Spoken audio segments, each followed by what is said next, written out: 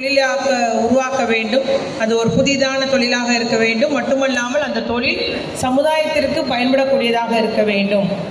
அவர்கள் கண்டுபிடிப்பின் மூலம் நம்முடைய சமுதாயத்தில் ஒரு மேம்பாடு அடைய வேண்டும், இல்லை விளிம்பு நிலையில் எல்லோருக்கும் ஒரு உபயோகப்படக்கூடியதாக இருக்க வேண்டும் என்ற ஒரு ஷரத்தோடு இந்த ஒரு கண்டிஷனோடு இந்த ஒரு போட்டி நடத்தப்பட்டது. இதில் 400 பேர் பங்கெடுத்தார்கள்.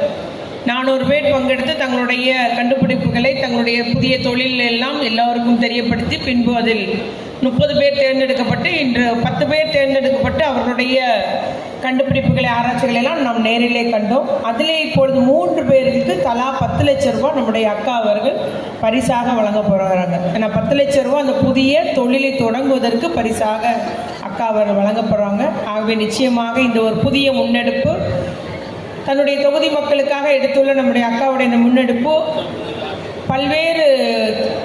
பல நபர்களுக்கு ஒரு வழிகாட்டுதலாக அமையும், மாதிரியாக அமையும். மட்டுமல்லாமல் இளைஞர்களையும் இளம்பெண்களையும் ஊக்கப்படுத்துவதாக அமையும்.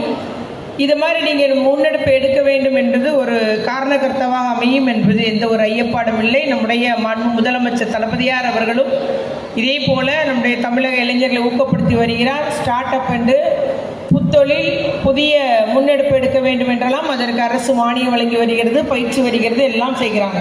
ஆனால் தன்னுடைய தொகுதியில் உள்ள இளைஞர்களை நாம் ஊக்கப்படுத்த வேண்டும், அவர்களில் உள்ளவர்களை நாம் தேர்ந்தெடுக்க வேண்டும், அவர்களுக்கு புதிய தொழில் வாய்ப்புகளை உருவாக்கி தர வேண்டும் என்ற ஒரு உன்னத நோக்கத்தோடு இந்த நிகழ்ச்சி ஏற்பாடு செஞ்சது நிச்சயமாக பாராட்டக்கூடியது. நம்முடைய அக்கா கனிமொழி அக்கா அவர்களுக்கு என்னுடைய பாராட்டுக்களை நான் கூறிக்கொள்ள விரும்புகிறேன். நிச்சயமாக மிச்சம் நீங்கள் கலந்து கொண்டவங்கெல்லாம் யோசிக்காதீங்க.